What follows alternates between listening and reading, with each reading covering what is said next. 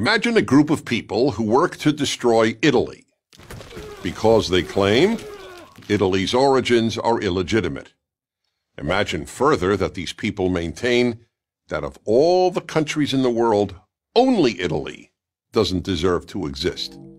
And then imagine that these people vigorously deny that they are anti-Italian. Would you believe them?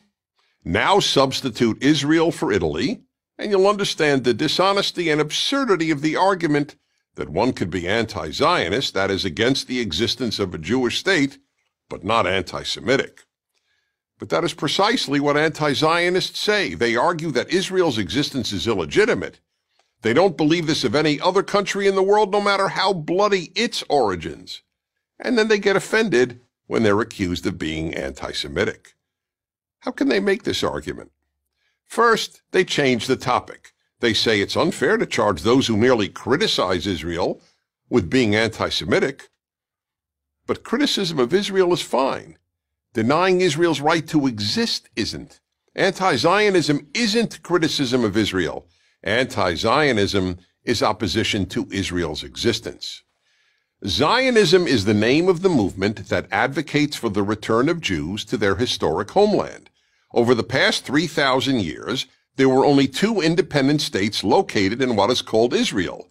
Both were Jewish states, and invaders destroyed both. No Arab or Muslim or any other country ever existed in that land, which was only named Palestine by the Romans to remove all memory of the Jewish state they destroyed in the year 70. Second, anti-Zionists claim they can't be anti-Jewish because Zionism has nothing to do with Judaism. That's equally false. It is the same as saying Italy has nothing to do with being Italian. Judaism has always consisted of three components: God, Torah, and Israel. If Israel isn't part of Judaism, neither is the Bible or God. Third, anti-Zionists claim that Judaism is only a religion, therefore Jews are only members of a religion, not a nation. But the Jews are called a nation more than 100 times in the Bible. That is why there can be irreligious, secular, and even atheist Jews, because Jews are not only a religion, they are also a people or a nation. There are no atheist Christians because Christianity is only a religion. Fourth, the anti-Zionists claim that Israel is illegitimate because it is racist.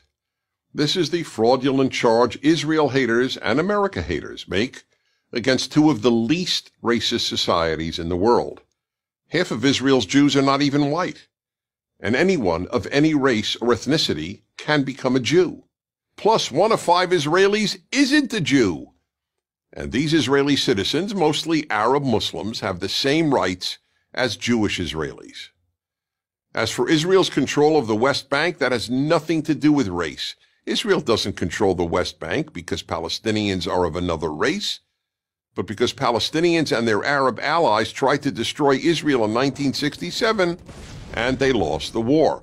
Palestinians have rejected offers to found their own state on 5 separate occasions since 1947. That's the only reason they don't have a state. And why have they always rejected building a Palestinian state? Because they have always been more interested in destroying the Jewish state. Finally, the anti-Zionists claim that Israel's origins are illegitimate. Of all the world's 200-plus countries, the only country anti-Zionists declare illegitimate is also the only Jewish one. That's pretty much all you need to know about their motives. Why, for example, don't they make this claim about Pakistan? In 1947, 9 months before the establishment of Israel, India was partitioned into a Muslim state, Pakistan, and a Hindu state, India. Unlike Israel, Pakistan had never existed before.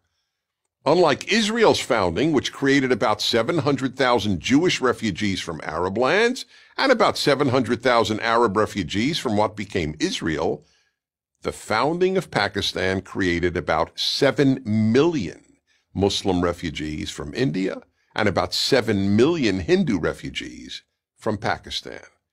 And while the highest estimate of Arab deaths in the fighting that took place when Israel was established is 10,000, The number of deaths as a result of Pakistan's creation is around 1 million. So why is Israel's legitimacy challenged while Pakistan's isn't? There's only one answer. Israel is the one Jewish state. Of course, not all anti-Zionists hate all Jews. But if you seek to destroy Italy, you don't have to hate every Italian to be anti-Italian. If you seek to destroy the one Jewish state, you don't have to hate every Jew to be an anti-Semite. I'm Dennis Prager.